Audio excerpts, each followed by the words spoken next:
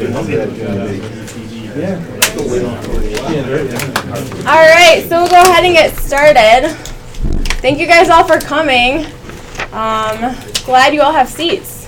That's awesome, and thanks for your flexibility on the change of venue. Is that an open seat right there? Yep. All right, Tony, there's a seat for you right here.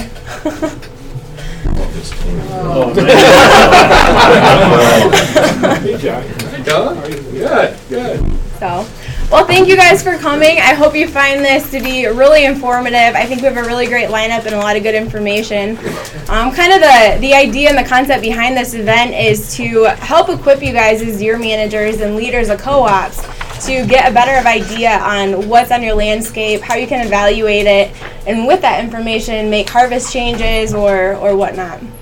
So we're hoping that with this event you're able to identify plants a little bit better, you're able to look at a landscape and have a good idea on maybe what's going on and if deer numbers are too high. And then you'll be able to walk in some woods and look at some plants and tally up some stuff and make some assessments and know from there, are deer overbrowsing your habitat? Is there plenty of food and you can up your population a little bit, or what's that all look like? So we have a lot of good speakers today. We're going to start off with Brent Rudolph. What is your official title now? What is my official title now? I don't know, something research, Wildlife coordinating, Wildlife graduate research student. specialist. That's fine. Yeah. So he's still cool, even though he lost his deer title. But I'm happy to have him with us today. And then we have Gary Roloff with the Forestry, Fisheries and Wildlife Division or Department at MSU. And we have Dave Ewert with the Nature Conservancy here as well, who's an ecologist and knows a ton about habitat and impact. So we'll get started, I think. Thanks for coming. All right, and so this is live streaming now, right, Anna? It is, yeah, and you'll be able to watch it later. And it'll be recorded, so you'll have a chance to watch it later or share it with other folks later. So we'll periodically be pausing that, but hopefully all of our technology will cooperate and you'll get a lot out of this, and it'll also be something that can have additional uses after that as well. All right, so as Anna said, I used to have deer in my title officially. I worked for Wildlife Division since 1999, initially for a few years as a habitat biologist at our Waterloo office, covering Jackson, Washtenaw, Hillsdale, and Lenawee counties down the south end of the state. Most of my time with Wildlife Division has been in research. I spent about 5 years, though, also handling all of our deer regulations as what we used to call a separate position for a management specialist. And then about a little more than a year ago, not this past December, but the prior December, we hired Chad Stewart, who was formerly deer manager in Indiana, to come up and take over the management side of the job. And I'm working back on research pretty much full-time, deer, as well as a number of other things as well. So the job I have here to start things off is to kind of set the table from a biologist's perspective about why should we care about habitat, why should we care about management of habitat. Most folks probably realize that, but monitoring as well. It's pretty easy to think about many places in Michigan that you think of as having good deer habitat and not having some of the climate concerns and other things as you may have in some of the other regions.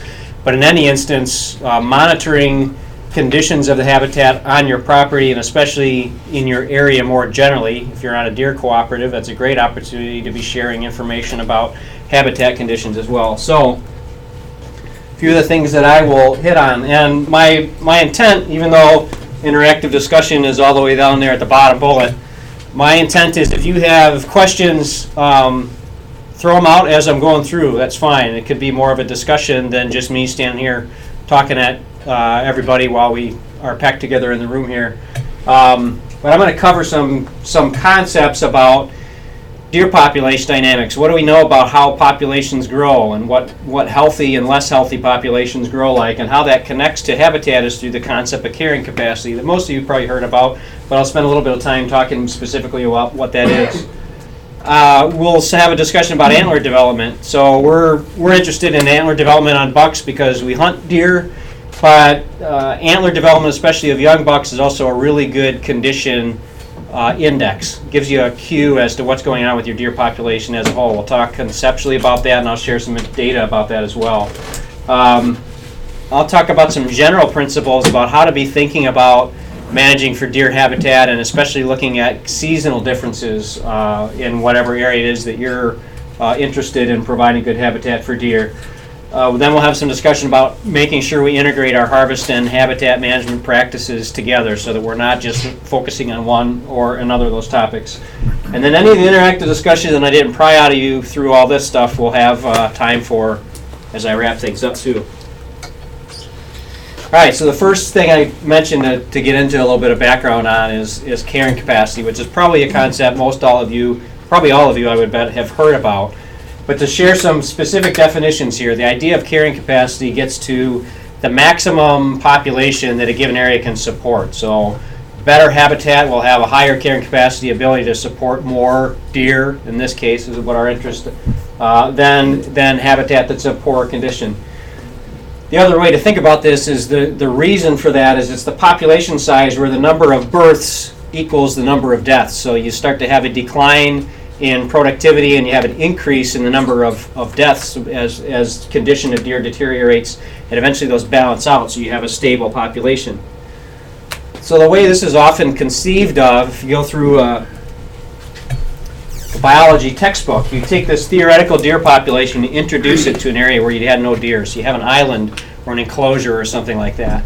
And this is more than a concept. It's been in a couple instances on places like islands and enclosures been shown that this is how deer populations respond. With resources available to them at that first time that they're introduced, they hit a point where they grow very rapidly. Population over time begins to grow very rapidly, and then eventually it tapers off. It stabilizes at that carrying capacity, at that maximum that the population can support. Now, the reason for that, we think about what's happening with individual deer or what's happening with average deer in an area. We can look at it, we're talking about deer populations, we're very interested in what's happening with the female segment, with does. And any given doe would have what I would call an energy budget, way that their body basically distributes the nutrition they bring in, the energy that they bring in a given year. The first thing they have to take care of is staying alive themselves. As a long-lived species, deer can do without reproduction in a given year, stay alive themselves, and invest in being able to have future opportunities at reproduction. So the kind of luxury is having 1 or 2 or 3 fawns, depending on how the conditions allow. And this doesn't mean 1, 2, and 3 in successive years. It means deer can have up to 3 fawns in a litter, or 2, or 1. So a doe that brings in enough nutrition to keep herself alive, to heal from any sickness or injury, if it's a younger animal to still even grow skeletal, have size as well as fat and so forth put on, then that extra energy is devoted to reproduction. And if they don't have enough, they are less productive, or they're simply able to maintain themselves for another year without any production at all. And so this is what dictates how this curve happens over time. We have this period of slow growth, rapid growth, and then slow growth tapering off. The other way we can look at this, instead of just having this idea of a population over time and measuring it, and we got to get in and see how a population is growing to know when we've reached carrying capacity, we don't have to do that. We don't have to measure the number of deer necessarily in a given area. We can think about it as a different way. Each year, this population from 0 to some maximum size that the area can support as what you'd call an increment of growth, one period of growth in a given year. And with a small population, is this measured in deer per square mile?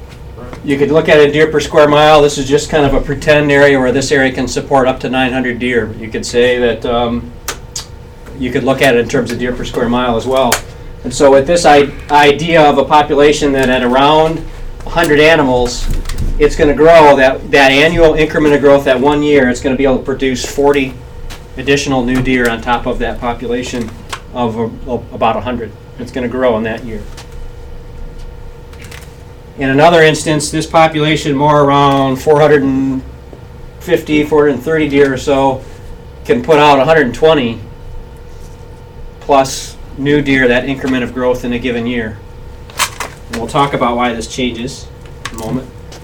And then again, at a larger population, that increment of growth is less. Now that we're up around 750, that population can actually only grow by around 55 or so deer in a given year. This is not even including harvest or predation or other things. This is just if we have deer relatively free of those what we call non-density dependent mortality. It's not harvest, it's not predation, it's just what they're able to produce based on the condition that they're at that given time. And so again, when you reach that point of carrying capacity, the number of births equals the number of deaths, and at some point that growth then is zero. So how can you get a look at how that's happening? And you look at the productivity of individual deer, you average it. How many does, how many fawns per doe do you have? There's different ways that that data can be gathered. Looking at historical information from Michigan, obviously in southern Michigan and northern Michigan, northern regions kind of lumped together here, there's a difference because longer growing seasons and milder climate, does have less of a stress in southern Michigan to keep their body mass up with the better environmental conditions generally they face. Winter's not as bad, the growing season is longer, it's generally more nutritious area.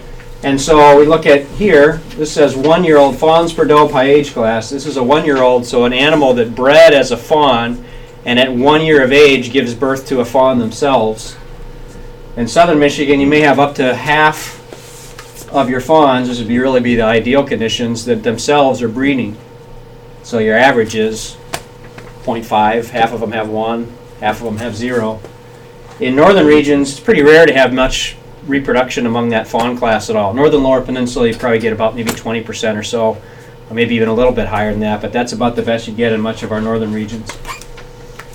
Older deer, and this is why it's important not to just look at this kind of average overall, but it changes. Obviously, fawn breeding is a good indication of deer in good condition overall. Older deer are going to be able to produce more. Why? Think about that energy budget again. They're not growing themselves anymore. They don't have to invest that energy into growing their overall size. They've hit a maximum size that they're going to reach. They're putting on fat each year and they're investing in reproduction. They don't have that growth that's going to continue for a couple of years among these younger age classes.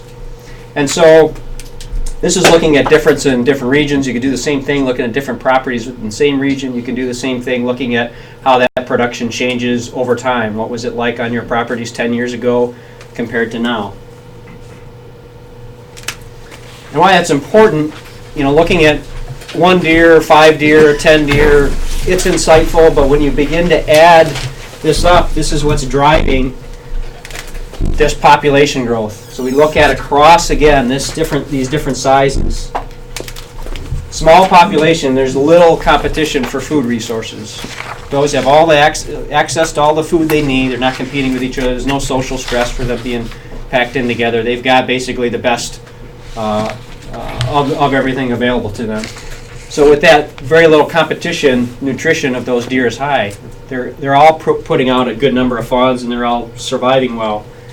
At the very large population size, you have high competition, so you have low nutrition on average. Only the dominant does in an area have access to ample resources in the best areas. And so it's simply a matter of multiplying. This small population, there's not a lot of females, so they're high individual productivity. They're all putting out a lot of fawns, but there's not a lot of them to begin with. So few females times high individual productivity is that's lower end of the growth curve there. At these mid-range population sizes, now you've got more females overall. They're still highly productive individually. You don't have a lot of other causes of mortality for deer in poor condition, and so you have that high step increment of growth in a single year. Now this large population, you've got lots of does out there, and it'd be easy to think of the fact that, man, that's the one that should really be booming, but some of these you're not going to have fawns breeding. Your yearlings are going to begin to see at some point declining productivity. It's only the older females that are going to continue to have most of the success, and you're going to have a higher mortality rate. Fawns that are dropped and don't survive, and other animals that are in poorer condition. So and even a not so rough winter, they might not be able to make it through if they don't enter it in good shape. Illness or injury that otherwise they probably could have overcome might be too much that it's at least going to sacrifice their production that year, if not lead to mortality overall. So you hit that low growth at that point. So what does that mean? That means we can't know on every given piece of property what your carrying capacity is, but by monitoring production of deer, you can begin to see how adding up the production of average deer in large cooperative or multiple cooperatives over time is going to give you a sense of where you're getting into more of the peak of this growth. And by maintaining populations in this range, you have actually a higher increment of growth in that 1 year. That means you can replace the higher harvest. You can take more animals and end up with the same population size roughly the next year compared to at this higher range. If you remove 120 deer from this population of around 800, you're going to be pushing it back into the mid-range of what you're capable of supporting with your given habitat. You're going to have, again, the reason you can replace that higher harvest is you've got healthy, productive deer overall. That's good in and of itself anyway, but it also means you've got basically an opportunity to see that big growth replace deer in a given year. You're going to have reduced browsing damage, which we'll talk about being able to assess that browsing damage and why that's important. And you're going to see improved antler development. So again, that's good in a general sense for seeing deer in better condition, better antlers than otherwise they would see. But it's also why that serves to act as an indicator to the population condition overall. Just like that concept I showed with females, males have this energy budget. The bottom line is staying alive, and the luxury is antlers or better antlers or the best antlers they could possibly produce. So bucks with ample access to resources are going to have better antler development, and those that don't will have inferior antler quality, antler size overall. Now there's other factors. We know there's genetics and other things that go into this. Age is a big part as well, but especially looking at a single age class and seeing how antler development compares. And the best age class we can look at for this is our yearling bucks. They are definitely investing that basic energy in growth and staying alive and in growth, and it's only when they have extra nutrition available to them that they will be able to put on a better than average set of antlers. So we look at our Michigan check station data. We're still compiling the 2015 season. Through 2014, we got to a point of having 28 years of an electronic database. We checked deer much longer than this, but back in 1987 and up till present, we've been entering all those check station records every time people bring a deer into an electronic database. It says approaching, we actually in 2015 passed 1 million deer in that database. That total just through 2014 was more than 325,000 yearling bucks. So if we drop out all the other antler deer, we drop out all the antlerless deer, we look at these 325,000 yearling bucks, it's almost 12,000 yearling bucks on average per year that were checked. Now, we know check station data don't tell you directly what's happening with your population. There's two what we call biases in your check station data. The first is not all deer that are harvested are checked. We use a voluntary check station system in Michigan. Again, we still have close to 12,000 yearling bucks a year that end up being compiled in this database. But the level of participation, how many people bring their deer in a check station, is going to influence how many of the harvested deer and what type of harvested deer are checked. The other is the harvest doesn't directly reflect the population. And folks in here are a good example of that. More and more folks on deer cooperatives are passing these yearling bucks. They're focusing on other deer. They're changing their preference for whether they're going to take a buck or an antlerless deer. How those preferences changes, how regulations change, that's going to influence it. But because these kinds of biases make it difficult just to look at like how many bucks versus does did we check, and let's look at the sex ratio. You have a hard time interpreting data directly that way.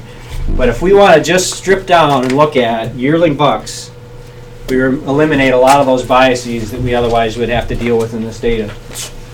So here's a map for each county. The colors are coming across a little bit different here. These are red counties on my screen. They don't show as well on the projector.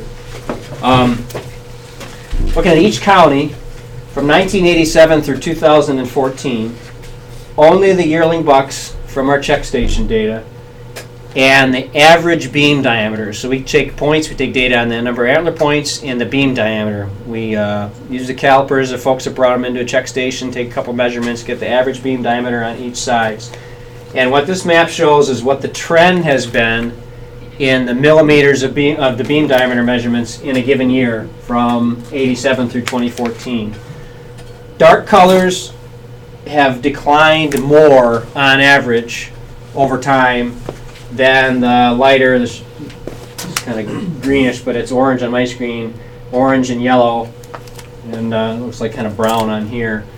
So the blue is the only one that's basically showing an increase over that entire trend period, and I'll show you the annual numbers and how they've changed also.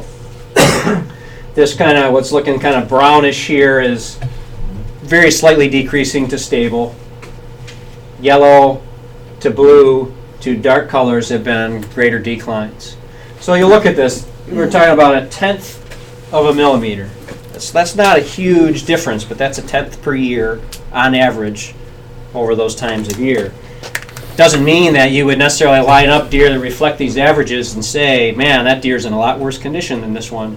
But for 12,000 deer a year, looking at how these data are distributed and looking at these trends, they're suggestive of something we might want to be paying attention to. So here's each region. Upper Peninsula, you can see just a slightly declining trend, but there's also a lot more of this variation, right? So we've got especially climate change, climate differences, weather differences in a given year that we're dealing with. Leave climate change out of it, but just the fact that when you have a rough winter, you're going to see poor yearling antler development, whether you got great habitat or not. That's just how it is. Also, though, even though, maybe it's not necessarily a declining trend, we can see a few of the relatively low and a few of the relatively high averages just in the recent years. Okay? Reflect on it if you want. I'll just keep going on, though. Northern Lower Peninsula, pretty stable. It shows a slightly declining trend. Again, there's a little bit less of the wide variation as dramatic as you see in the Upper Peninsula. Other interesting thing, though, this is again just yearling bucks. Pretty noticeable decline in the last few years, even though just a few years before we had some of our higher measurements. Okay. Again, northern regions have a lot of other issues in terms of what the individual snowfall and temperature and so forth in the winter. You know, a fawn's first winter, essentially, what kind of condition it's going to be in the spring when it's starting to grow its first set of antlers. That's what this is going to show, reflecting a potential strong impact there. Our southern regions, though, here's Southwest, which our southwestern counties kind of cover the central area, include like Ingham County and everything to the west. Pretty noticeable decline. We had... Quick question. Yeah. Do you find that a yearling buck that might sport more points on one side typically has a little bit bigger beam diameter than, say, a spike or a fork or something? Yeah, the beam diameter will translate to points at a certain level, but you can also see, and you guys will know this, especially you got to think about it within the yearling class, but if you look at how you're differentiating, you know, an 8-point yearling buck from an 8.2.5-year-old to an 8.3.5-year-old, the mass is noticeably different as well. You're a lot less variation within that single class, but you'll still see smaller, more slender beams on an 8-point yearling buck compared to a little bit larger ones on the 8-point yearling buck also. Within age class, that was specific. Yep. So, and that's the reason why, you know, you think about, and especially in northern regions, sometimes even these small little sub-legal spike deer, it's thinner than a pencil by the time you get an inch up from the base as we measure, compared to a longer, you know, extended set of spikes. It's still just spikes, but there's still a little bit of a notable difference. So our southern regions, you know, we had some of these relatively high measurements in the early 2000s. But it's been a decline overall, and especially if you look at from maybe just the past 10 or 15 years, a noticeable downward trend. And here's our southeastern region. Again, a little bit of this notice of some higher measurements earlier in the early to mid 2000s. We also had some higher measurements up here. The other thing you'll notice, each of these points has these little bars around them. So if you've got a lot of variability in a given year, some deer with really nice antlers, some with smaller ones, you're going to see bigger bars. And in general, you see a lot more of that wide bar in the northern regions. It's for two things. It's partially because of this issue of the weather impacts, also because we often get more deer checked in some of our southern offices. More harvest overall, right? So even if you have the same proportion, you're going to have more deer that are brought in. Okay. So what does this tell us? If we look at yearling beam diameters as an index to deer condition, I said declining in all management regions, but again, the northern regions, you can make an argument whether that long-term trend is really a decline or not. But that decline is greatest in our southern regions, even though the population has been reduced in recent years. So we would pretty readily indicate that from about 2000, early 2000s or so through 2015, there are definitely fewer deer in 2015 than there were in 2000 in the southern region. Place to place, that's going to vary somewhat, but overall, there's been pretty noticeable reduction in deer. The department had an intent to do that to a great extent. Late numbers in the late 90s and early 2000s were felt to be too high for a number of reasons. And they might still be too high in some areas, but the point is, even though we have fewer deer, and if we think of that idea about energy budget of deer, they should have more nutrition available to them. They should be producing better antlers than they did 10 or 15 years ago on average. And the data suggests that they're not. So, as I pointed out, we're talking about 1/10 of a millimeter of a change. So is that a dramatic difference? You know, you can be the judge of that. You can put up a set of antlers that are that different in size, and it might be pretty difficult to see a noticeable change. But multiply it over the number of records that we're looking at, it still indicates to me a potential that we have declining habitat condition. And it means there's also implications, since we look at antler beam diameter as an index to deer condition overall, we potentially have a less productive deer population. You know, if the same thing is happening on the female side, which we would expect if this is a good index, good condition index, that should be the case. We may be dealing with a less productive deer population than we once were. So the idea here is, we talked about population growth and it changing relative to carrying capacity. Declining habitat pushes your carrying capacity to a lower level overall. So 15 years ago, this range of population size, we may have been producing at a very high level, and now we may actually be on the higher end of the curve towards maxing carrying capacity, even though the number of deer may be the same or less. Okay, so I don't want to suggest you take these and multiply them by some county, and this is the actual number we would say is happening here. The concept is, when you're looking at monitoring these trends over long periods of time, we have to take into consideration the fact that habitat may have changed as well. So I'll talk about habitat a little bit. Oz Warbach, who was a Michigan DNR employee and did these great cartoons a number of decades ago, I thought this is one of his one of the better insights that he offered. It says down here what hunters see in the fall. And the hunter over here is saying, look at all that deer food. So he goes out, takes a look at, and maybe even an informed enough hunter to be looking here at the understory and sees there's a lot of pretty good deer food here. This is good deer habitat. But if we compare it to, in two ways, one to what a deer sees, and then particularly in northern regions to what a deer will see in the winter, everything above this level is out of reach of a deer. So we all know that. We talk about that over and over again as hunters. It's pretty well recognized that it's this early successional, this young forest, this forest that has growth down here within the range that deer can reach, that's providing their nutrition. Okay. You also have a bottom line if you're in the area with snow, if you have deep snow or if you have a crust on the snow at all, that the youngest, newest growth and the buds will be available will be underneath snow. Any leftover acorns and other things, you'll see deer in the early winter pulling them up, and eventually they can become unavailable if you're in an area or in a year where the snowfall is that considerable. And so you have some instances where this cedar, which is a preferred browse, the vast majority of its growth is out of reach of the deer. Other species that might be preferred browses, some of these hardwoods, it's really only the buds that are out that they're browsing on at any point, right? And then some of these other spruce and fir and other things, you might see them browsing on those, but that's not a preferred food resource. If they're hitting that, you know it's because generally what he's referred it to as is stuffing food. They're taking something in, but they're getting very little nutrition from it.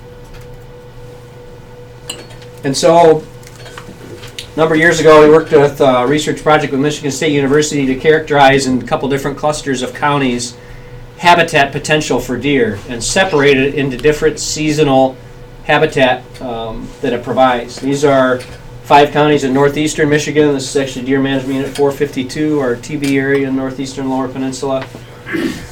The brown colors over here are fall and winter food resources. And the darker colors provides better habitat quality in terms of providing fall and winter food to deer. The blue is thermal cover, and darker blue provides better thermal cover. So northern regions, that's important, is looking at cover compared to food and what it's providing for deer. What you might notice here is areas that are dark blue tend not to be dark brown. There's not a lot of habitat places that provide the best of both. There's some that provide, at least on the higher end of both. And by characterizing this and then going back and looking at earlier research in some of these same counties in the mid-90s, this shows locations in 2 different years where deer were trapped in the winter, so they're trapped where they were spending winter time. And the arrows show the direction and the distance that they migrated over into spring and summer and really into fall habitat. And this shows just these migratory deer, about half of the deer trapped migrated, about half of them didn't. Looking at these locations and comparing it to that habitat potential layer, researchers were able to show that we could predict if they were trapped in areas that had good resources for both of these different seasons, they didn't migrate. They wouldn't move if they didn't need to move to find what they needed elsewhere. If they didn't have both of those good seasonal resources, they did. And what this reflected is they had migrated to winter areas, which is where they were captured and marked, and they are returning, especially females, to the areas where their fawning habitat is, their spring and summer habitat.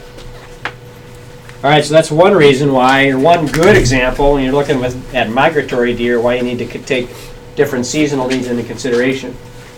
This is southern Michigan deer research. Really don't have any notable migration patterns, but we have had a couple instances where we've had southern Michigan deer that were radio collared show some migratory movements. They also have smaller sizes. This is a study involved in 48 marked does and 5 bucks.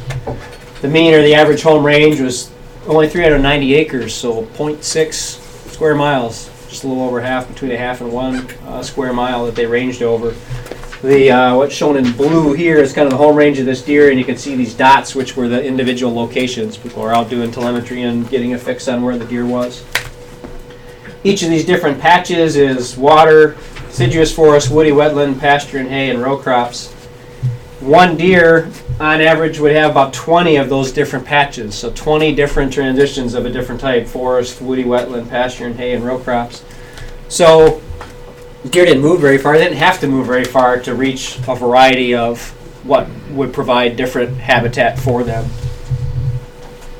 And that's, a general case what we see in our more fragmented landscape and with a lot more variability with farm crops and other things in southern Michigan. So when you're thinking of habitat, you need to be thinking of these different seasonal needs. We talked about food, we talked about covers, thermal cover some. Got to consider fawning cover as well. Think about what deer are needing throughout different times of year. What's growing in the spring that's going to provide good nutrition for this doe when she's nursing. It's going to provide cover for this fawn when it's young and still needs that cover to be providing escape from predators. Later into what's in the spring, what's going to be available for bucks, and they're starting out that critical stage of early antler development. You can't provide all these things on each parcel, so look at that landscape context. How are we connecting one need to another, and how can we coordinate neighbors in building efforts? Maybe some places that are providing ideal, even in southern Michigan, these riparian woodlands that provide a little bit of cover in some of the winters like we've had over the last few years, deer will concentrate in there. So you find there's something that might be an element that's provided by one or a few property members, or property owners, but not by all. If they change what's going on their land, it's going to influence what's happening elsewhere. Most folks on the co-ops know that. They've dealt with this in terms of looking at how deer harvest practices will affect neighbors. But we should be considering and integrating that harvest management into our habitat management overall as well. Higher deer populations have greater impacts from herbivory, and we'll get a little bit into these variety of things they can do. Obviously, we know more crop damage where there's more deer around. Might not matter if your crops are food plots, but your neighbors obviously might not be as happy about crop damage where it's extensive. Herbaceous plants, things like these spring wildflowers, are a good indicator of where you have impacts from deer. May or may not be a big priority for individual property members, but one of the things that we see is more and more of these suburban and urban nature centers have a goal of trying to produce a very diverse plant community in their areas. Sometimes the whole reason they're established is to try and provide these diverse plant communities. More and more of these places are making this connection to deer browsing and realizing deer hunting, even though it might not be acceptable to some of their visitors in these urban and suburban places, is an important tool for trying to minimize the impacts that deer will have otherwise. So we're seeing more and more interest in opening hunting opportunities on some of these places because of observations of these kinds of impacts, and some of these areas wanting to act to do something about that. Deer will preferentially eat certain tree species and can shape over decades what trees you'll have in your overstory. They'll also affect what you have in your understory. You'll see some pictures of these heavily browsed stems, and if there's not a diverse structure in the understory, it can actually influence, obviously, escape cover and things for fawns, but also what type of habitat is available for migratory songbirds and other things. Another reason why more and more nature centers and places are looking at increasing this opportunity for hunting in some instances is to provide that good structure of the understory to draw these other wildlife species of interest through them. And the bottom line, another Warbach cartoon, is trying to increase deer food without controlling the size of the deer herd is senseless. So again, if you get to the point where you realize habitat is being pretty considerably impacted, or it's aging, you're going to want to try and do some forest treatments and get more young structure to your forest and that young browse coming in. If you're carrying lots of deer, though, you're going to have some limited success in producing that regeneration when they're waiting for that browse to emerge. And so we struggle with this issue of trying to integrate the ideas about using deer hunting across the landscape as a tool to manage deer herbivory, to take that into consideration so we can make sure that deer are not basically eating themselves out of house and home. Repeated times we've measured just a basic agreement of our hunters with is it necessary to shoot at least some antlerless deer in the region where you hunt the most often. Last time we measured this in a statewide opinion survey in 2006, just 60% of hunters thought it was necessary to shoot some antlerless deer at some point where they hunt. Less support in the Upper Peninsula than in the Northern Lower and in Southern Michigan. But that average overall, look at 1993, 1981, and 1977, that support in 2006 was the lowest it had been since the late 70s.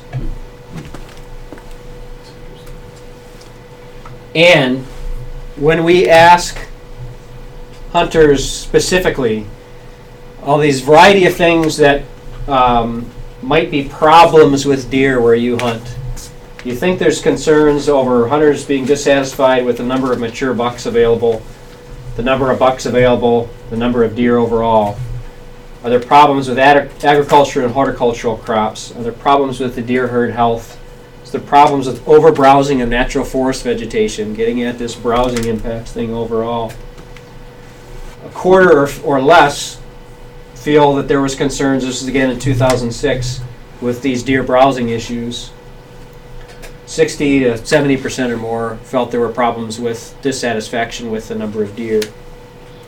And apart from whether there's problems, even asking pretend there's not a problem at all, but just think, do you want the department considering these things when we set deer population goals and we set deer regulations to manage the population size? Still, only about half of hunters support this idea of crop damage, essentially, and deer herbivory being something that should be taken into consideration when setting deer management goals. Lots of agreement still on the numbers of deer, and good agreement with this idea of deer herd health. 3/4. So, deer cooperatives, we've already seen, this work is actually from Anna's research that we supported a few years back. We've already seen in the years that she was looking and getting all the data, a lot of you in this room probably provided some of this. Deer cooperatives did a noticeably different outcomes in terms of the number of bucks to does that they harvested, about 1 to 2, essentially a little more than 1 to 2, compared to about 1 to 1 in the rest of southern Michigan as a whole. And they did that while still experiencing higher satisfaction overall. Members, before they joined the co-op, thinking back how satisfied they were with their hunting, about 44% felt they were fairly satisfied to highly satisfied. It's pretty similar to around the same time of year of our harvest surveys of the southern Michigan region as a whole, 46%. After membership in the co-op, 75%. So this effort to engage the cooperative members in particular is something that I'm hoping we can take some of the success and some of the progress that's been made in looking at how to appropriately harvest deer and still have a good hunting experience, and make sure we're putting that same kind of consideration and working to help as much as we can on the habitat management, on the habitat monitoring. Provides an excellent network for getting information to monitor condition of deer and condition of habitat and everything at the same time. And with that, I am happy to take questions that you have now. And we've got a break coming up if folks want to talk to me one-on-one. Anybody's bashful about asking questions in front of a group or on a live stream, you could do that as well. Yeah. What's your feeling on mineral supplement? Yeah, so mineral supplements will do something similar to what improving nutrition would overall. It's a very specific contribution to their diet that provides the actual building blocks and materials for antler development. So if you have deer in really poor condition and poor habitat and you load them full of minerals, you actually still see some improvement in antler development. You won't see some of the other benefits that you would from having better habitat and better condition overall, but you will see changes in terms of antler development. Yeah. That 2006 number, the 60%, did you get any feel for why the satisfaction had dropped so much? Were there any additional comments on some of the support or the hunting satisfaction numbers? This is the 60% was the agreeing it's necessary to take some antlerless deer. That's the figure. So mid-2000s, again, you can see it was higher in southern Michigan than in the northern regions. But even in southern Michigan, the agreement that it was necessary was only 68% compared to these statewide numbers that in the past would have been higher. Okay? So I think, for the most part, I think we were entering a period of decreasing deer numbers in much of southern Michigan. So is it necessary? You know, even if you try and ask folks to step out of their current experience and say, in general, is it necessary in some places to do this? They're often still taking their perspective on their own personal experience. And I wouldn't question that many hunters seeing fewer deer in the mid-2000s than they had in, say, the late 90s were declining in their acceptance of seeing antlerless harvest take place. We didn't go in depth to ask them to balance all these different things, but given that, there were certainly much more concerns about numbers of deer, number of bucks, and other things than there were about crop damage and problems with deer herd health. And that in general, you know, we had health of the deer population, health of habitat, crop damage, and other things as goals for why in the late 90s we wanted to see deer populations come down. But generally, there's a lot less interest in supporting the department considering those things than in thinking about deer numbers. So I think it's very simple. For many hunters, numbers of deer and what they see is very important to them, and that affects their support for using that antlerless harvest as a management tool. It might be real interesting to ask that same question this year as after CW or EHD and CWD now. See what the people think. Yeah, and so we do ask things like, I showed you the hunting satisfaction. We asked about hunting satisfaction.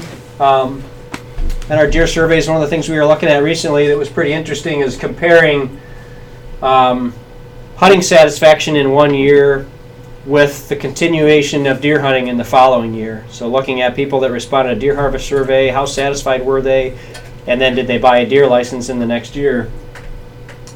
Interestingly, there's actually a stronger correlation between whether they killed a deer or not and whether they hunted the next year than in their hunting satisfaction. And we actually ask about satisfaction in a variety of ways. We ask about deer overall satisfaction and with the deer they saw and the deer they killed. So we try and get, obviously you often see the general, did you have a good deer season, rating is higher than were you happy with the number of deer you saw or the number of deer you killed. That's a more specific criteria that they're judging.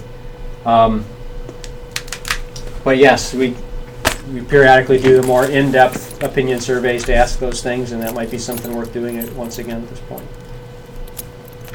As you've seen the antler decline with the millimeters according to habitat, have you determined the loss of habitat and why that habitat? I mean, is it human population? Is it overgrowth, or is it mature timber? There are many different avenues to really approach on that. Probably yes, and yes. You know, at this point, we're developing some of the hypotheses and looking for what data we'd have to be able to explore it. And actually, Gary Roloff, who's one of our speakers later, is one of the folks we've been working with, faculty member at MSU, to sort out how we might test some of this. You know, the challenge is a lot of the data we often work with as resource managers is, say, aerial imagery, satellite imagery, and other things that doesn't tell you what's happening down close to the ground. And so I got to sort out different ways to be able to get at what's, again, important from that deer perspective, like that Oz Werbach cartoon shows. Is it mature? Our forests are maturing? I think most folks would believe our forests, and we actually have more forest than we did. So we've had growth, but we've also had aging in general. I don't know what data or metrics we have. I would suggest that that's been the case, and that would contribute. Mature forests, less growth near the ground, less browse available. We've had changing farming practices. We've had changes in the amount of developed land. You know, there's a variety of things. You have changes in land being brought out of CRP and put back into more intensive production, other things that have changed over that period. Again, the important thing, and I make a point of trying to share the data, even though we don't have a direct explanation for it, because I look at these opportunities as other chances simply to say we don't need to have all of the answers to be able to have the conversations. There's other things, again, other biases in check station data that also will contribute to changes over time, but I can look at a lot of those things and rule out how much I think they might have affected us year by year by year over many years, compared to slow changes in aging forests and changing, you know, other land uses. I got one up there and then up here. The surveys, you know, talk about satisfaction all the time, Yeah. and that seems to be a key word in a lot of the surveys. But do you ever send surveys that ask for, like, the number of deer that you've seen versus the years prior or year before? Actual, I mean, I can be satisfied, you know, a guy shoots a really nice buck one year, he may be satisfied, he's going to fill that survey out a little differently. I always wonder when you're looking for deer numbers and where they're declining, where they're increasing, if a person has owned that 300 acres in his family for 30 years, does anybody ever ask where the trends of the deer are? How they feel? Is the herd growing on his property? Does he see less? Does he see more bucks? Does he see less does? I mean, it doesn't have anything to do with being satisfied. To me, it's more with where's this trend heading? And Yes. where is, in particular areas, is it heading there? Yes, we've asked that. We've asked about impressions of changes in deer populations at different points. Generally, we do a couple different kinds of surveys. We do a harvest survey, estimate the number of deer killed and number of hunters that actually went out, and the number of days they went out every single year. Right. And so for about the past 7 years or so, I think, we've included those satisfaction questions every year. And then there'll be a few different opinion things that go in and out. Periodically, like I shared the 2006, and we did another one in 2012, we'll do a more in-depth opinion survey. We'll ask about preferences for regulations, and we often in those times ask about perceptions on the change in the deer population. So yes, we get some of that data available, and we can both look at how it's changed and look at correlating it to those other factors. Your Yep. kill assessments are still sampling, you have your checkpoints and your modeling extensions of that. Do you think it would be wise to go to a phone in or a computer in kill report to get more actual count? So the question was about using a sampling survey to get our kill estimates compared to having a mandatory Get more reporting kill system of one type or estimates, another. For many years, first of all, we have a lot of confidence in the surveys that we use to generate these estimates. Where there's bigger challenges is we've had declining response rates to those surveys over time. So 20 years ago, we used to get about 75% or so response. In more recent years now, we're getting closer to only about half of people will return a survey. Now that's actually a factor in surveys overall, marketing surveys and other things that companies do.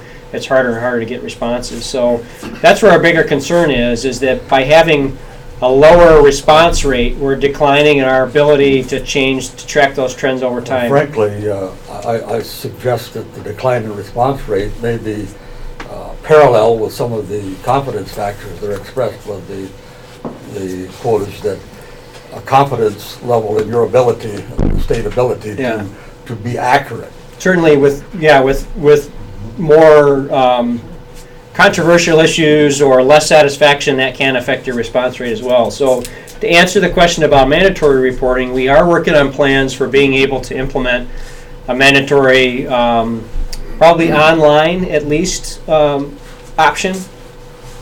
Actually, we'll probably do it with a variety of the species. We do surveys for almost every species that's hunted, and we'll also roll out a reporting system probably for all of them. We've had some upgrades to our retail sales system and computer system, so that in the past it would have been a lot of extra money to add a system to be able to do that. And now we're in a situation where we'll probably be able to over the next few years to start to roll those out. The heart of the issue is you've carried this ability or the resource management to a much higher level than it used to be back in the 50s and 60s. But still, you haven't communicated to the general hunting population your expertise in that and the importance of hunter participation, because I still read in the letters, I subscribe to the Michigan Outdoors newspaper, and every little bit you'll see a letter in there that expresses their belief that deer numbers some kind of shake out of the sky, that they're just magically random, and blame you for the changes. So that you still somehow need to relate to the hunting population more, that it is a science and that you're on the upper edge of it, and it's important for them to respond. You know, you spoke of response rate. Yeah, I think you'll try to increase that. You'll see it as we roll out the reporting system. Our intent would be to continue to use a survey system to get, because you need to get participation from people that didn't harvest a deer and other things as well. So I think we have, I think we're running out of time. We had one other question here in the front, and then we probably need to do our break, right, Deanna? On beam diameters, Yeah. use that to give you guidance on what the nutrition is. Could there be other factors besides nutrition that affect the beam diameters, like birth dates, stress, other factors that could contribute to a change? Yeah, so there are other factors that could contribute to changes in beam diameters other than nutrition. And you mentioned birth dates, timing of birth. Yes, and so as I showed, you could actually have an instance where deer in better condition would have a higher amount of fawns breeding. Fawns tend to breed a month, sometimes 2 months later.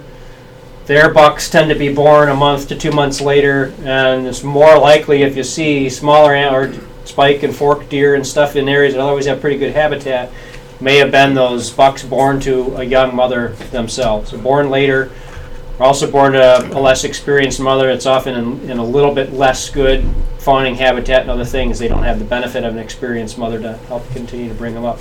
And yeah, there are a variety of other things as well. So all those factors may go in. In any instance, especially when you're looking at these patterns over time, the thought is what else would be changing at that same kind of consistent pace over time. We look at things like other aspects of the percentage of yearling bucks brought to check stations, how much of it is changing because of selection versus actually fewer yearling bucks in a population. You got to sort out those variety of things that you would take into consideration. About winter severity indexes. Yeah, winter severity indexes certainly are a big factor as well, particularly on those young deer that might have a rough winter their very first year before they're going to be growing their first set of antlers. All right, so we're at the point for a scheduled break. Feel free to come up and grab me over the break to throw out any other questions you didn't have a chance to get into. And 10 minutes, Anna? So we got a clock in the back. It's 5 after, so at a quarter after we'll be back at it here. There's cookies in the back. There's a coffee pot on. If anybody wants pop or water, it's 50 cents, the room at the end of the hall. There's a refrigerator and a can. You can put 50 cents in and help yourself to something there too. Thanks.